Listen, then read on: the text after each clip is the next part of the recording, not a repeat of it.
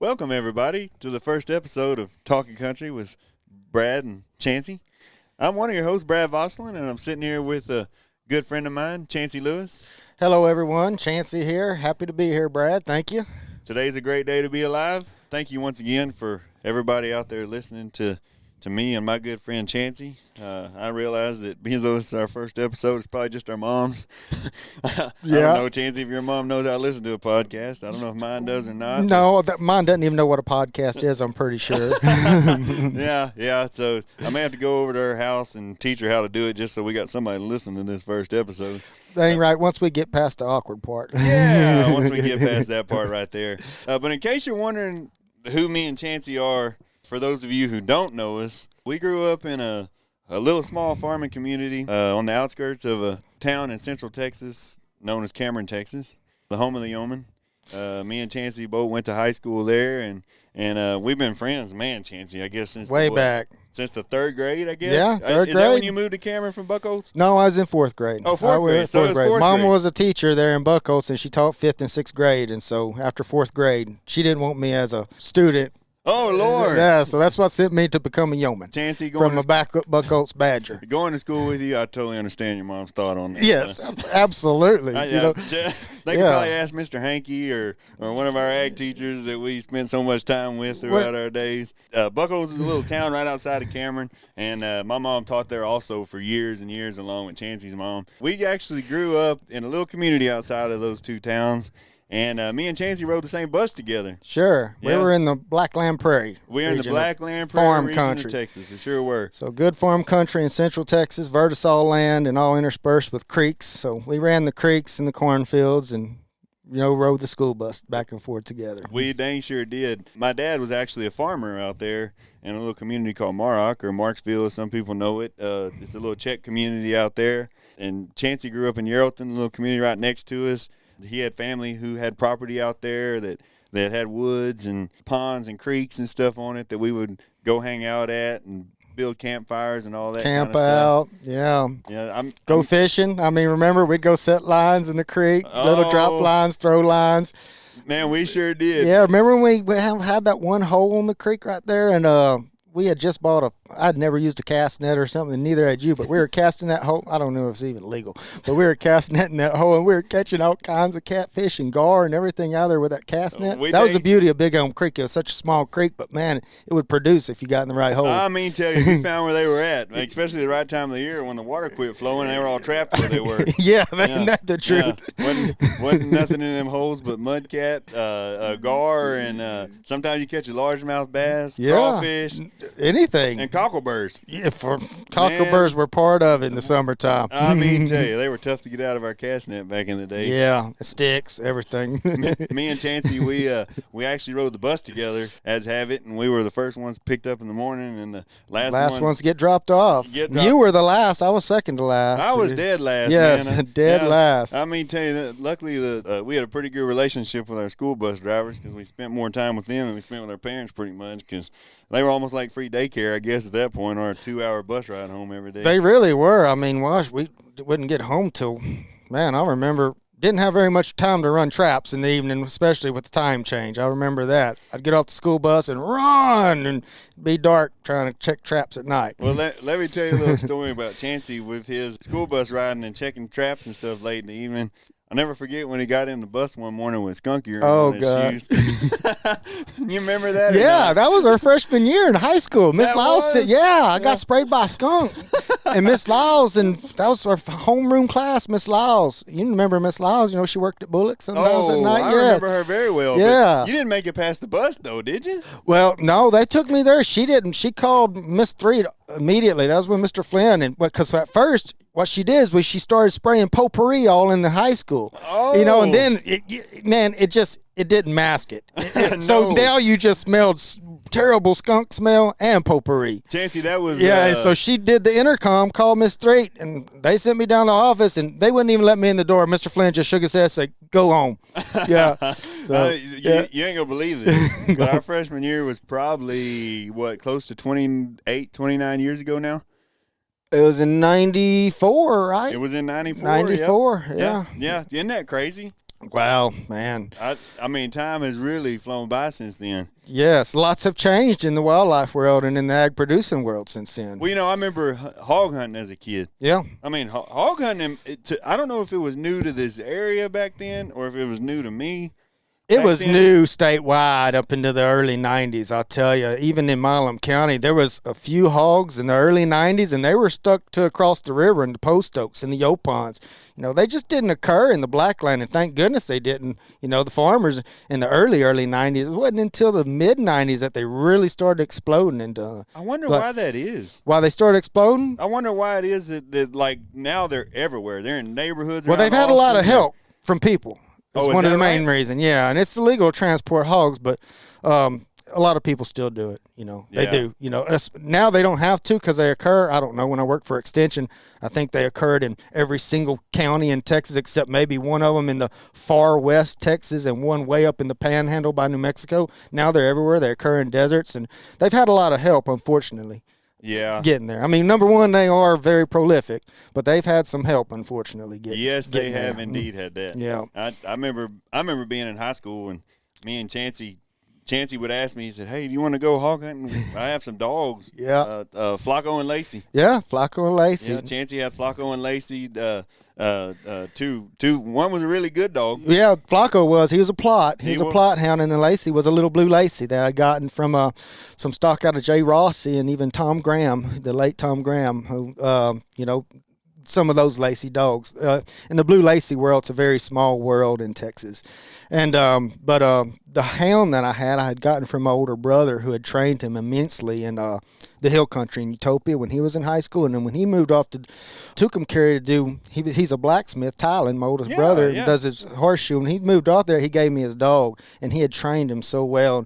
That dog really spoiled me. He was a incredible strike dog, and he was just one of those dogs. If there was a hog in the woods, he would find it. He was a great strike dog. So he spoiled me really bad at a young age of having a good dog. We had some fun with him too, didn't we? We did have lots of fun with that dog. Yep. We took him through every patch of woods that you could think of, I think, around Cameron, Texas. Yeah, all along the creeks on Big Elm Creek, anywhere we could get permission. And the one place we always hunted that we loved to was I guess Miss Slavic's, right? Merlene's? Yeah, we went down there a lot.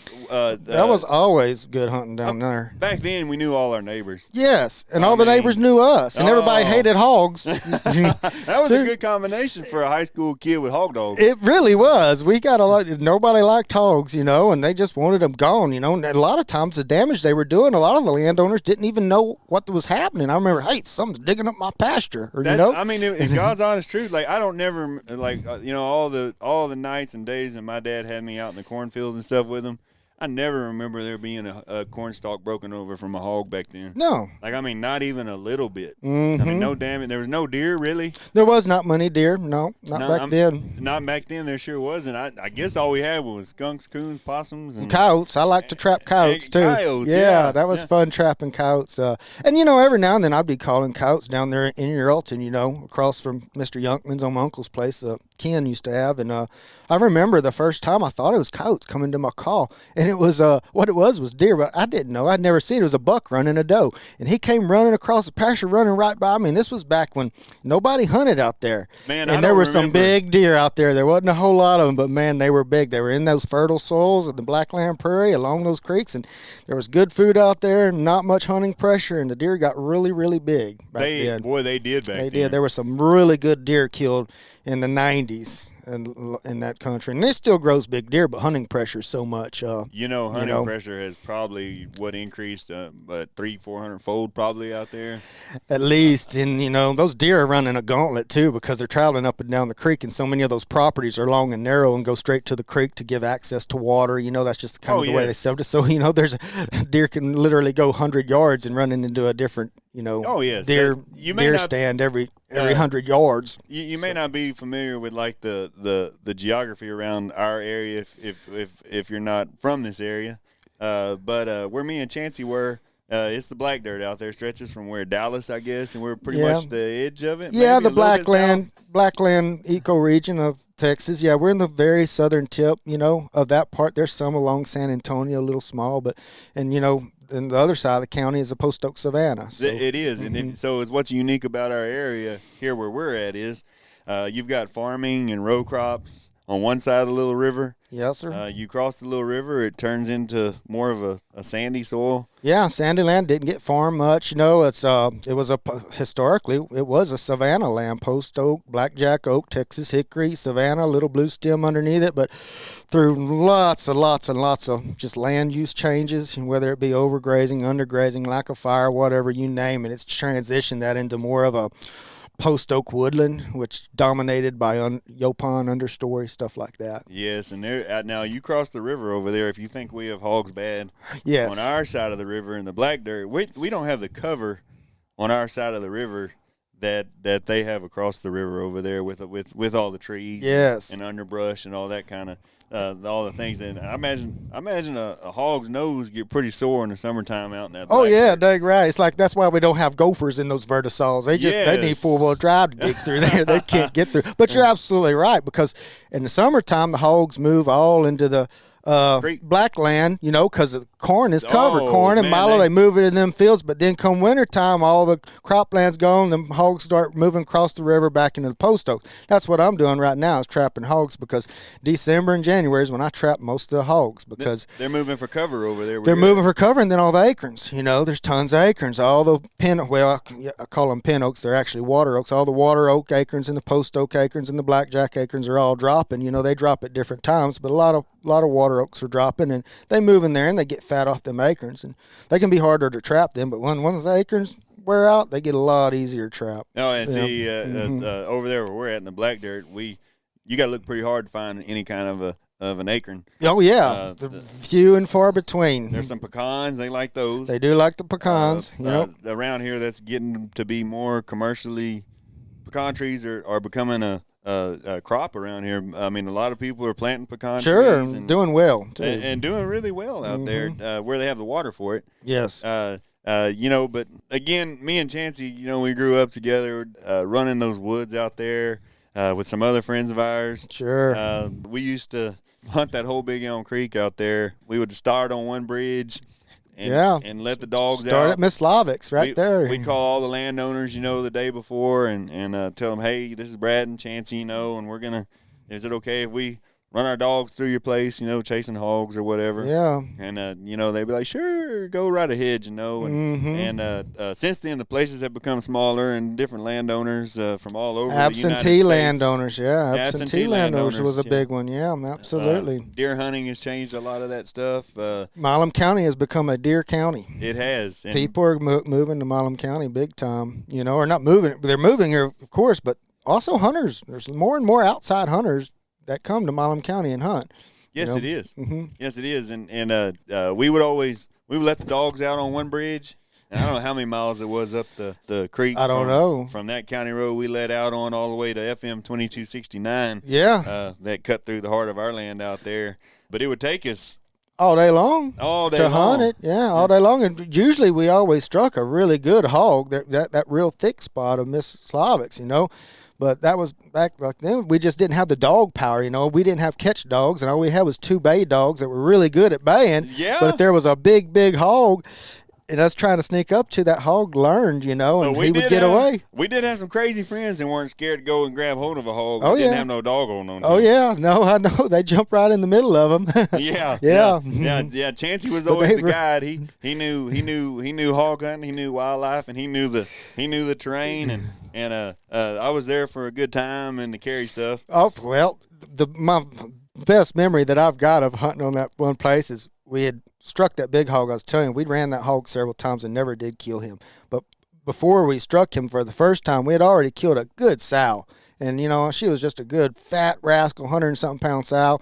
And we had gone ahead and took the back straps out of her, and you were carrying the back straps on each of your shoulders, big old back straps.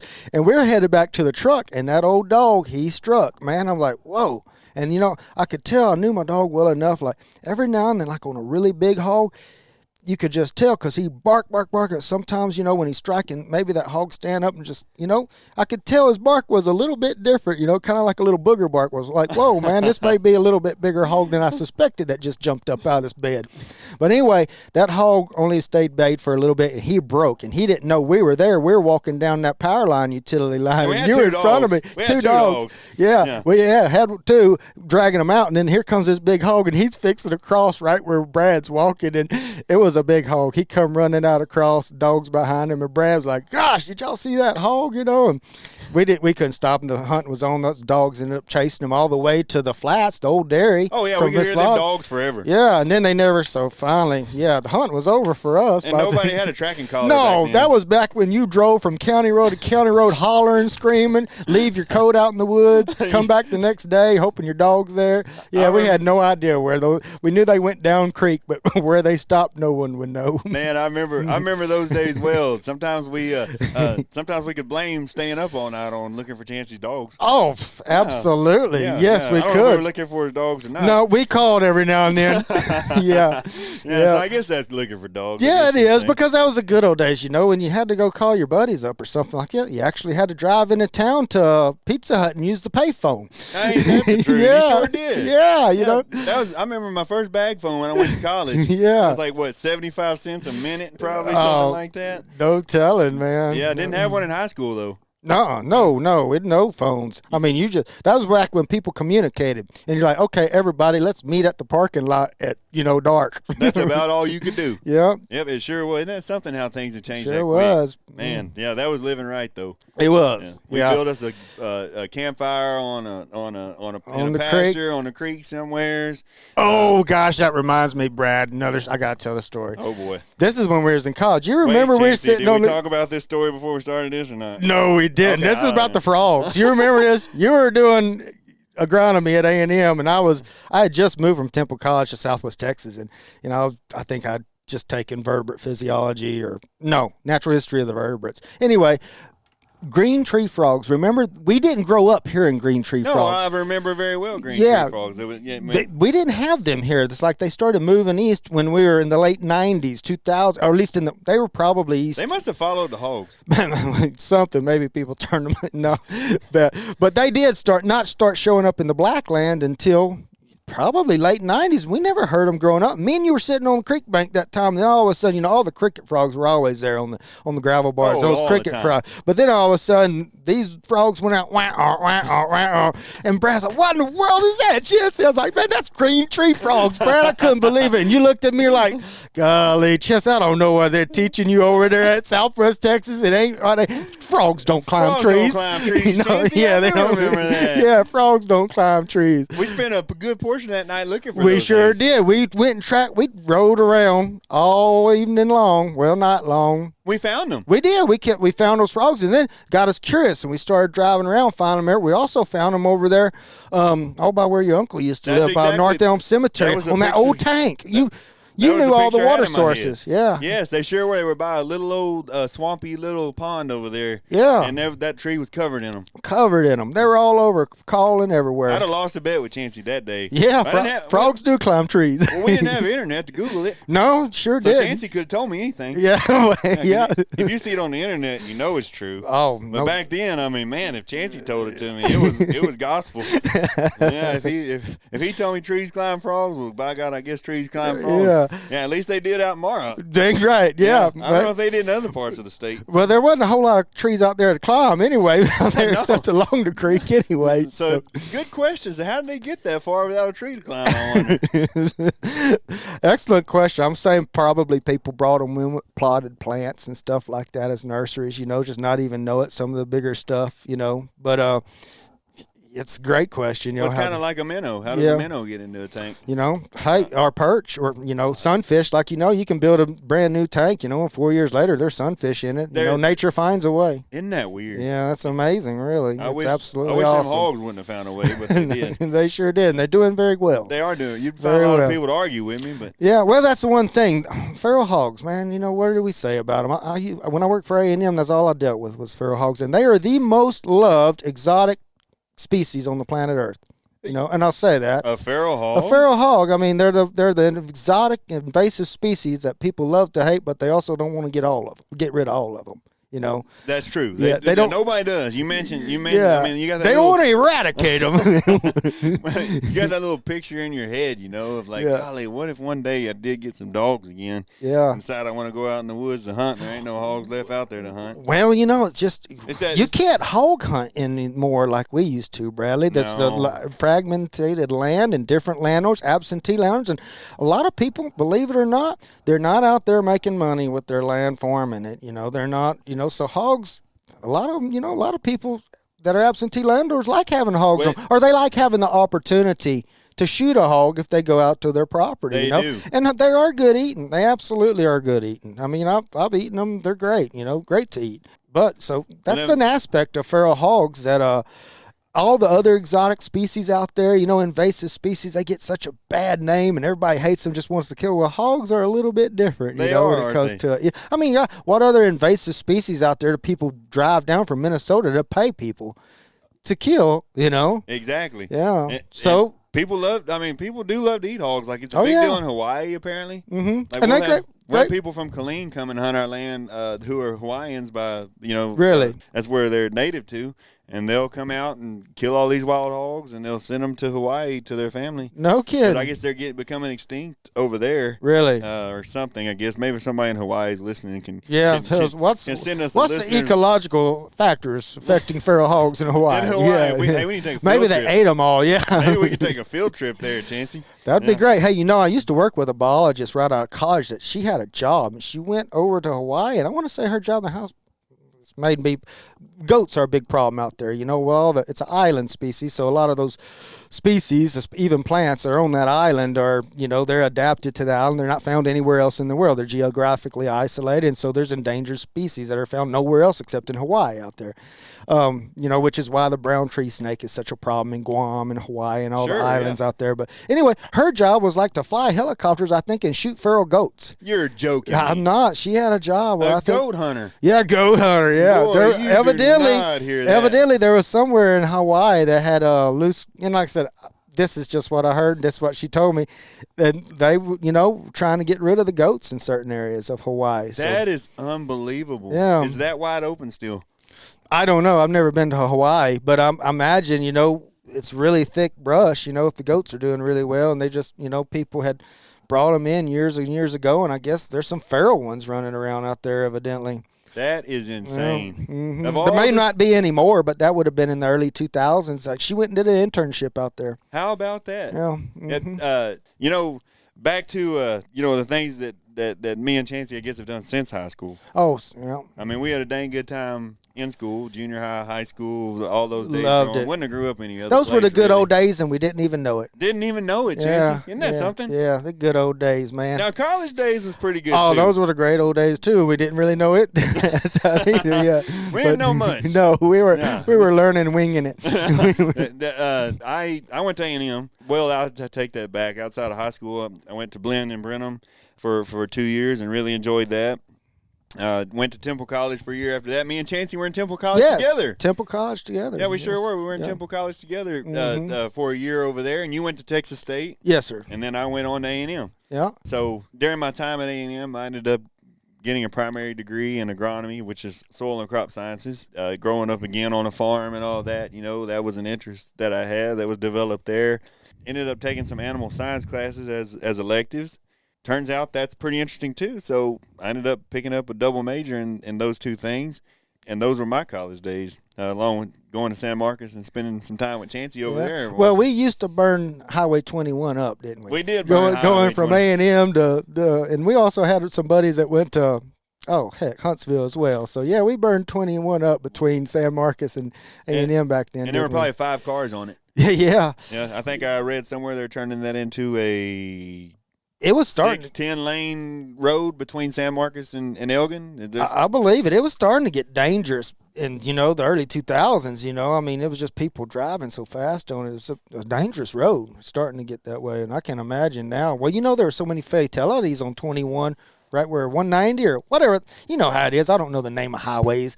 Where that big highway crosses 21. I can't tell you how many times I've seen, helicopters there from a wreck or something. Luckily they put lights up there now. But it's a big highway, 190 or 290, one of those. I'm not sure. The cross is 21 there. And now it's 10 times the people there. Oh yeah, well, lots and lots more people. Lots of people. In College Station too. I went to school. I think at A&M it was 46,000 roughly in school there. Huh. I don't even know what it is now. I mean, I'd guess closer to probably 60 if I had to guess. Maybe so. Same with Southwest. I mean, I'm not sure. Like I said, back with me, Brad and I, we went to Temple College and then got our basics. After Temple College, there was only a handful of schools in the state that was offering degrees in wildlife biology, and I was fortunate enough to know that's exactly what I wanted to do. And so I ended up going to Southwest Texas. I still call it Southwest Texas because it is Texas State now, but that's the school. It was the Southwest Texas Bobcats back then. It was, yeah. I was a Switzu, man, Bobcat all the way. I completely Which agree. I'm a little bit bitter of because they changed the name my senior year, and I never will forget it. My senior year that I'd been there, all 4 years I was there, it was always Southwest Texas. They changed the name my senior year, and then they didn't give the seniors the opportunity or or me at least. On your diploma. On diploma, it says Texas State. And I'm like, you kidding me? I'm graduating from a gym that says Southwest Texas State University. The water, the big old water tower still says Southwest Texas. Everything says the school buses say Southwest Texas, but they changed a piece of paper. So yeah, my degree says Texas State University. They shouldn't have changed the degrees until they changed the water tower. I think so. I agree. At least something, but they didn't. The degree was the first thing they changed, and to me, I think they should have given the seniors the option. Well, they should have given you. You should have given you your education for free since the university you went to didn't even exist anymore. Because that's breach of contract. For sure. You didn't enroll in Texas State. You enrolled in Southwest Texas. That's exactly right. Yeah. Hey, let's go back and look at that, Chancey. There might have been some legal stuff there back then. Well, a good lawyer. I know. Me either. What degrees did you get from there? My bachelor's was in wildlife biology, and then I went and I did a lot of work on ranches, helped pay for a lot of my college doing internships, guiding deer. Did a lot of guiding deer in South Texas Hill Country. Also, in Iowa. So that kind of that was always in the fall. So I would take off the fall and it helped me pay for spring. So it took me a little bit longer to get through. And then after I finished that, I went back to Texas State and worked on my master's there as well, where I studied primarily our oak trees down there in the Blackland Prairie. I got fascinated with, Durand oak, the Quercus sinuata variety sinuata, which is the little shin oak type oak that grows in the Blacklands of Prairie. Kind of the only oak trees that we have in the Blackland versols where we grew up. That's true. County.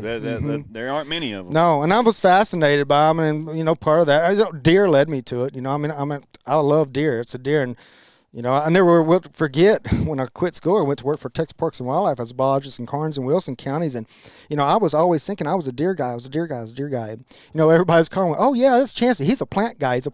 Well, I was like, well, I'll take that too because I like plants. But what made me a plant guy was because I would spend tons of time working on those ranches. I was fascinated what deer ate. So I'd go through their rumens. They go right together. Yeah, I'd go right to their rumens. Well, yeah, it's all about soils, habitat, and so I would dig through a deer's rumen trying to figure out what he's been eating. And I loved watching deer. Just watch them. Watch them walk from plant to plant and see what they eat. What species was that? What's a good deer food? What's a bad food?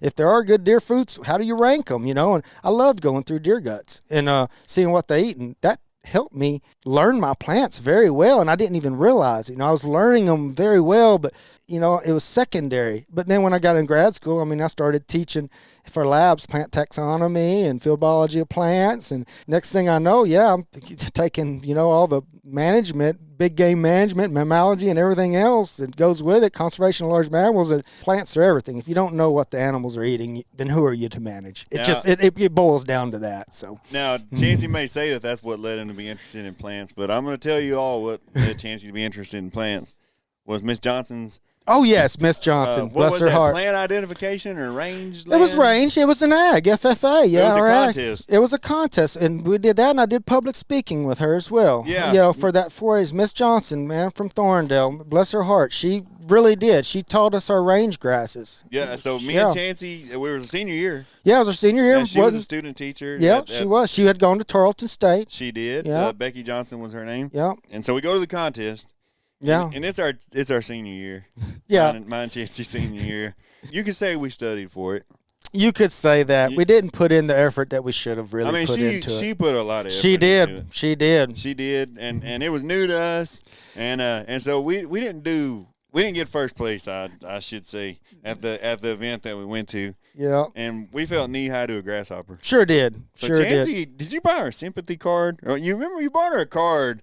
I don't. Like Chancey felt. I did feel bad because I felt like we had really let her down. Did. I did. I felt that. like we had really let her down because but it's something that I also learned too. We're really learning those plants on slides, We were. And when you go to look at them in the field, they're way different. They look way, way different. But you got to give it to her. It wasn't her fault. It wasn't her fault at all.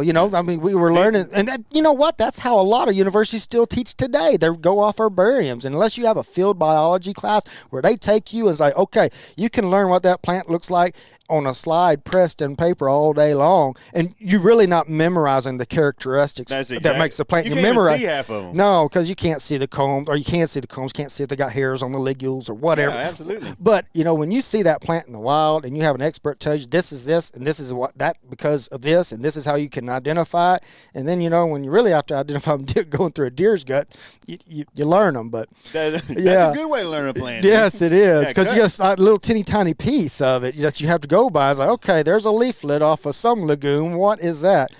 But back to Miss Johnson, we do owe her and Mr. Hankey a lot. They were absolutely huge impacts. And Mr. Tomasic, absolutely. And Mr. Bishop. Mr. Bishop. We had a lot of ag teachers. Good ag teachers, man. We did. And I there's not a doubt in my mind I would not be where I am today if it wasn't for those ag teachers. Oh, man. At Yo-Hi. Not a doubt in my mind. How they put up with us? I don't know, but they were some good individuals. And we were very fortunate to have a student teacher like Miss Johnson.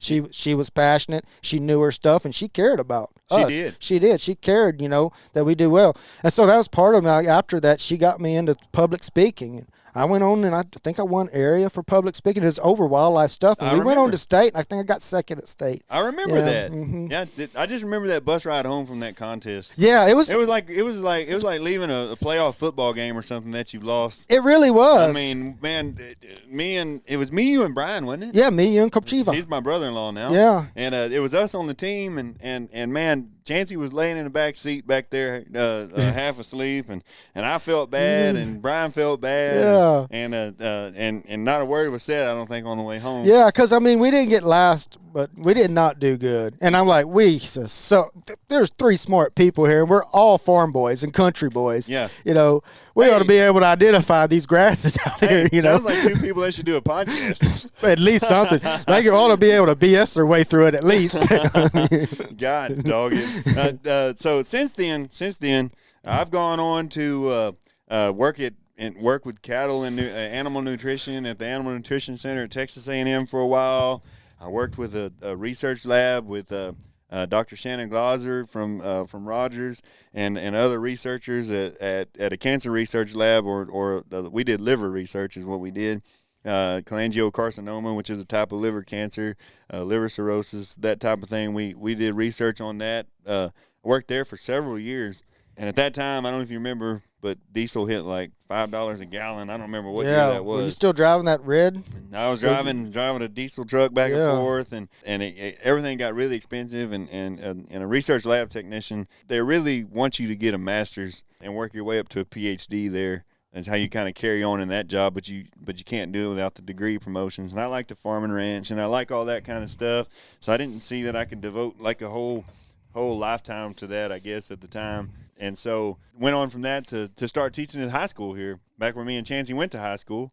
And I'm still teaching there. I don't know how many years that's been. It's been a lot. I know the students love you. I know, man. That's a job you can't leave. We still farm and ranch. We grow row crops outside of Cameron in the Blackland Prairie over there. And we run cattle and stuff. Also own a feed store now, farm and ranch store in Cameron, known as Cameron Farm and Ranch Company, which is hosting this great me and podcast. Chancey are recording that today. Yeah, right now. My wife Terry, she's my high school sweetheart. Married her back in the day. And we've got a producer here, Miss Producer IT. Yep. Yeah. Head of IT. Yeah, that's my girl there. Me and Chancey don't have a clue how to run a computer. Well, Chancey's better at it than I am. Since then, I've got 3 good kids, working 4 or 5 fantastic jobs that I enjoy doing. And I'm really glad to be here with y'all. But Chancey's story is every bit as interesting as mine. Yeah, well, to start off, Brad, shout out to you, man, for teaching and how much the kids love you. I mean, you are so well liked in this community. It's great that we're lucky to have you. Well, I appreciate that, Chancey. There ain't no job like that. No. Yeah, and you go there every day and you're like, okay, I used to be that guy. Yeah. Calm down, Brad. Yeah, chemistry of all things. Mr. Schwartz, he helped me a lot my senior years. Oh, man. Yeah, Mr. Schwartz. We have Mr. Schwartz. We have Miss Lafferty. Yeah, Lafferty, good. Miss Lafferty's still teaching. Still there, yeah. She's still teaching there. She's half a day now, but I work right alongside of her. Yeah, that's great. She was good too. I remember I took her a bunch of baby beavers one time. I caught a big old beaver and took the baby. She was about to pop. Big female I caught, and she had 4 kits in her. I took her and put them in. Oh, I don't know. I don't even think it was formaldehyde. It must have been probably rubbing alcohol and took them to her, and I think they ended up getting nasty. Sounds sanitary. Yeah. Worked. Had them in a big old pickle jar. Anyway, I know she ended up. A lot of animals, didn't you? Yeah, all kinds of stuff. Yeah, if you don't know Chancey, he is not scared to grab any animal by the tail. We used to ride around back roads, and every rattlesnake we saw. Okay, yeah. I'm not a snake guy. I do not like anything about a rattlesnake, especially anything that could bite me worse than I could bite them. Yeah, I'm not a fan of. And Chancey, we had dog boxes in the back of his truck. Yeah. Where he'd haul Flacco and Lacey in, and we'd ride around the back roads, and Chancey would fill his dog boxes with rattlesnakes. Yeah, one night we caught 17 rattlesnakes. It was a hot, windy night in November. Dead ones, not dead rattlesnakes. Yeah, we didn't kill them. No, he didn't kill them. No, he did not kill them. No, we carried snake catcher in the back of the truck. I held a flashlight. Yeah. That's what I did. Yeah. Safely from a safe distance. Yeah. And watch Chancey grab rattlesnakes by the tail. Yeah, well, I didn't grab them by the tail. We had snake catchers. We used them. Oh, okay. Yeah. They're too fast. I used to be that fast, but I'm not that fast anymore. I don't even know if you had snake boots. No, I don't. No, I'm pretty sure I didn't have that. You probably had a pretty good pair of Reeboks or something. yeah. Long stick. Yes. Well, what all else you been doing since then? Well, since then, so like I said, I ended up going back to school and working on my master's on trees, and I guess that really brought in my mind to where I really got to really thinking of the system level, ecosystem type level. I still love deer, and to this day, I consider myself a range and wildlife guy. That's what I am. I love range, but I really love bottomland hardwood management, native prairie management, quail, turkey, and deer, in Texas. That's really what got me going. But working with those animals really made me start looking at the ecosystems. So like I said, right out of college, I worked for Texas Parks and Wildlife as a biologist for them. Loved the job, had great people, made great contacts. But it's one of those things, that I was like, I just wanted more, and I was young and wanting to learn, and just wanted to just eat up as much as I could. And I wanted to travel and see places. So, I went and I set a goal. I said, when I quit Texas Parks and Wildlife, I'm going to go travel. I'm going to guide. I'm going to travel the world. I'm going to work every odd and end job I can as a biologist, just doing field work. I remember when you were doing that. Yeah. So, and I was living out of a hotel and in my truck, so I was able to save money. My goal when I was wanting to save $50,000. That's what I was like. If I just leave 5 years there, I ought to be able to save $10,000 a year. That was my goal because I wanted to own land. I wanted to own land and apply what I'd learned to really do stuff. So, I worked on the border fence in 2008 and walked or rode a four-wheeler from Yuma, Arizona, all the way to El Paso, Texas. No, fast. You did not. Yes, I could tell you that's several podcasts right there. Worked in Nogales, Douglas, you name it, seen it all, man. And it was a great experience for me because it's the first time in my professional life that I had a realization that just because I had heard something and been taught it by academia doesn't necessarily mean it's true. Sure. That was the first time that was a slap in the face, because there was so much stuff going on about the ecological problems with the border fence and that's everything going on. That was already going on then. Yeah, already going on then. And then just so much of the information that was just misinformation. And I don't know if it was accidental or not, but either way, it was information that was wrong. But anyway, went on to do that, and I worked, and then I bounced around to Louisiana, East Texas, working in endangered species, Iowa every year. Then went to work for A&M as an extension system. That's right. You did. Yeah, you did a lot with wild hogs back then. That was my main job. Dr. Kathy was my main boss, and that was when I went back and worked on my master's there because I was in Hays and Caldwell County. We were dealing with water quality issues. We got a watershed, Plum Creek, that's it's impaired, E. coli. Well, how do we clean it up? How do we clean up on a watershed type level? And I was to work with the landowners and the feral hogs, and then after that, I worked basically right after that. I decided to I guess it was about 2011 to strike out on my own. I remember that. Oil and gas was booming then. They needed threatened endangered species service. I had lots of experience there. And I guess since 2011, I've started Native Texas Wildlife. And you've had it that long already? Yeah, I farmed it in 2011. And I subcontracted for years and years and years through various mining companies and oil and gas companies, just doing threatened and endangered species stuff, wetland stuff, lots of that. But then all that at the same time, I've always just done wildlife management plans, on my side for landowners on the side, then in, I think 2013 or 14, I bought a native grass drill and, I've been doing that kind of stuff. And I've been doing that for last, since 2011 and knock on wood, been very blessed with it. I hadn't gone bankrupt or broke. And hey, that's all you can ask for. Yeah, that's right. So things have been going well. Like I said, I'm very blessed. Got a family now with 4 kids, and so things are great, man. I'm doing very well, better than I deserve, actually. Very blessed. If anybody comes in the feed store and they've got a wildlife question, Chancey's the guy that I call. Yeah, he knows anything you could think of about managing any kind of wildlife or trees or grasses or any of that kind of stuff.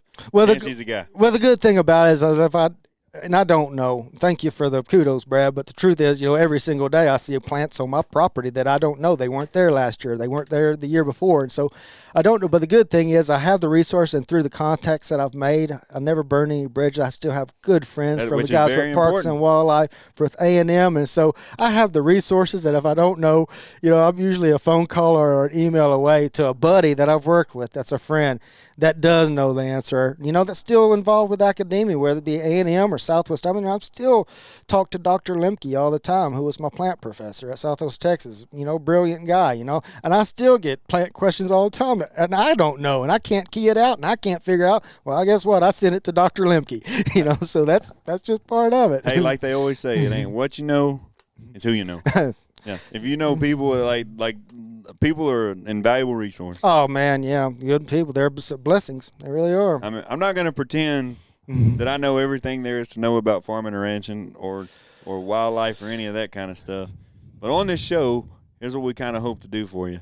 We kind of hope to share with you a little bit what we've learned over the years, whether it be with wildlife, which what we kind of brushed on today, or farming and ranching, raising cattle, raising crops, different types of yard stuff when it's that time of the year, gardening, all that kind of stuff. Absolutely. And then how they mingle, how is raising cattle and, fit in with the natural resource and watershed management and wildlife management. They go hand in hand together. Cattle, farming, all of it. And everybody's got to get along with it. Yes, everybody does. We all have to work together. Like Chancey talked about earlier with the wild hogs. I mean, as a farmer, you want 0 wild hogs. Yes. But the person who owns the place across the fence from you, that bought that for hunting. Yeah. He wants many wild hogs. Yeah, he sees things different. Y'all have different goals. Yeah. Like me and Chancey is like probably pro wild hog in a sense, and I wouldn't say that. I mean, I spent a big portion of my career trying to figure out how to kill them efficiently. Man, we still don't have a way to do that. No, we don't. But that's probably 10 episodes in itself right there. But that's kind of what we hope to bring you with this. To let you be part of our show. We hope to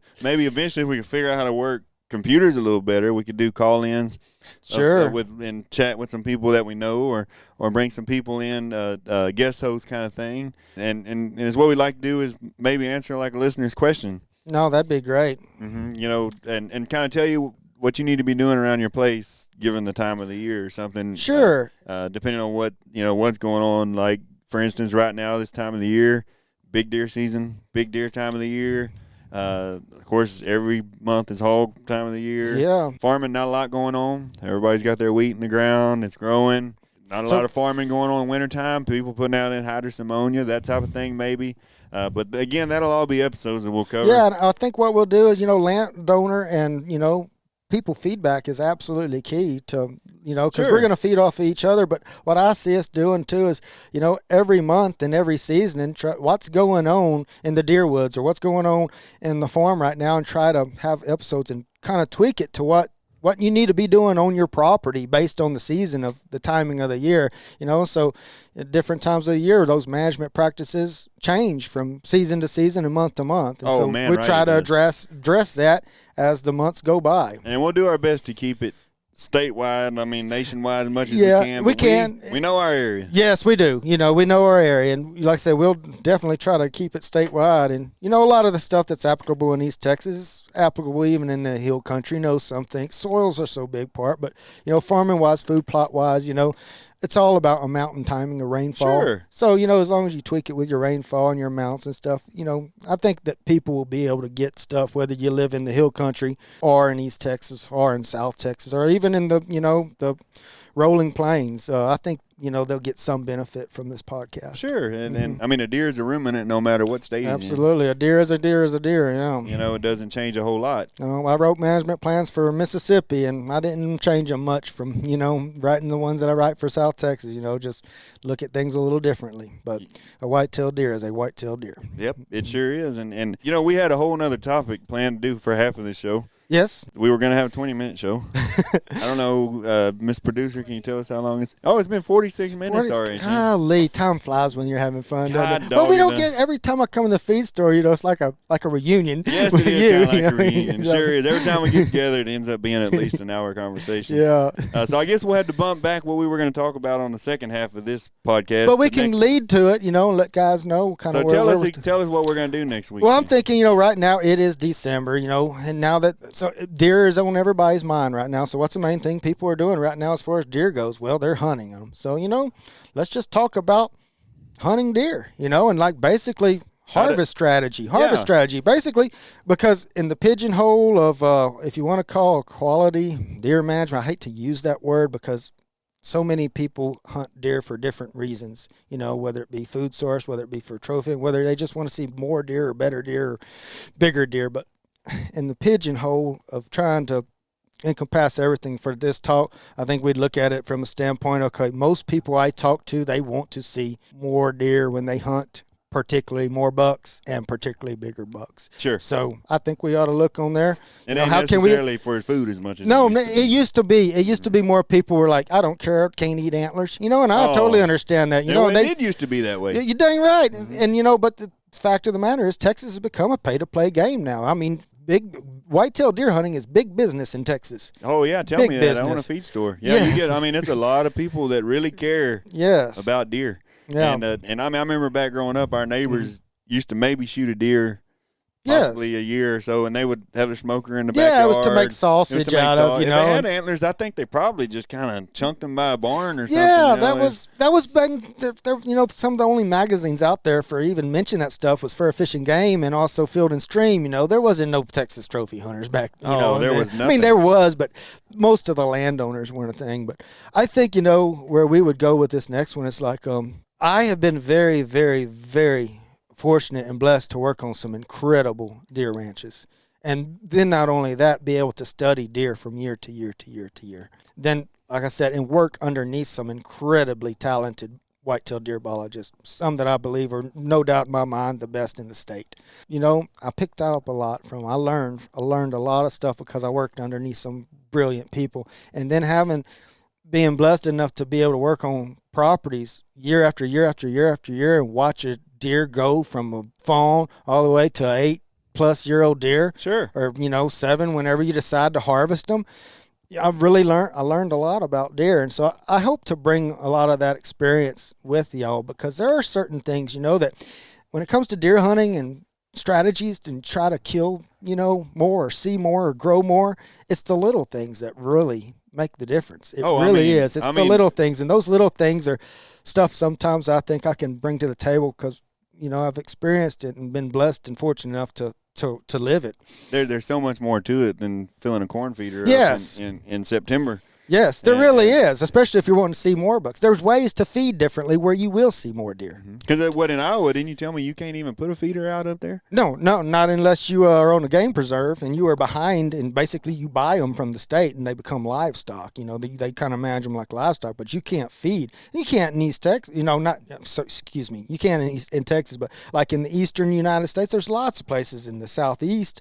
And you can't bait deer. Yeah, and they just, or if you can, they frown on on it. It's just not, it's not socially accepted yet up there. But you know what? Everybody's got different, in the Midwest, we couldn't feed corn. You couldn't hunt under a corn feeder, but they were totally okay with taking a 5-acre block of woods up there. Deer really do yard, what they call in the winter times. Deer will go to blocks of timber and they call it yard. And there's very few blocks of timber. There is in the Midwest. And so usually if there's a block of timber, but they didn't, it was an ethical issue. And I'm not knocking it. Everybody's got their own way, but I'm just saying how things were. It was an ethical issue to hunt over corn, but it was totally okay to run, 10 hunters through that 5-acre block of woods and run at every single deer in that block of woods and have shotguns meet them on the other side, and every single deer got shot that run out of those woods. Kidding. Yeah, that's just, they drive them. And that's not how they hunt everything, Lombo, but that's a form of hunting up there. So it's just, to me, we've got plenty of whitetail deer. There was plenty years ago. There's going to be plenty when we're long gone and dead. So, whatever's socially acceptable and culturally acceptable in the way you hunt, like in parts of East Texas and parts of Louisiana, they still love to run deer with dogs. And what the law allows. Yeah, what the law allows. Yeah. And I'm totally fine with that. I don't have any problem with anybody, running a deer behind a pack of hounds, but some people do. It's just the way you grew up and raised, actually. Pretty much it is. Yep. Yeah, they'd probably think we're crazy hunting by a little deal that spits corn out. Oh, yeah, absolutely. And bow hunters have their same, they kudos to, and that's also too. I've been fortunate to do a lot that I hope to even help not just the gun hunters but the bow hunters too. Bow hunting is a totally different challenge. Altogether. Not only do you have to get within range, to shoot it with a bow, then you've got to pull back on him. There's a lot of it's a game changer. So yeah, especially it's not like shooting a cow. Whitetail deer is very well adapted to be aware of its surroundings. So bow hunters, kudos to them.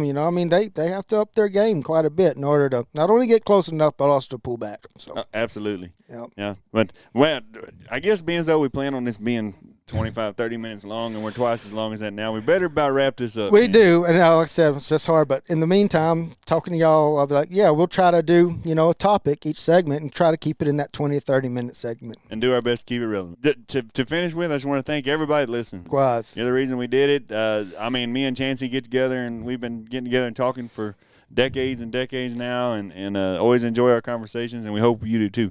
Likewise. Really enjoyed it, Brad. But hey, until next week, guys, I hope y'all have a wonderful week, and thank you again. Yep.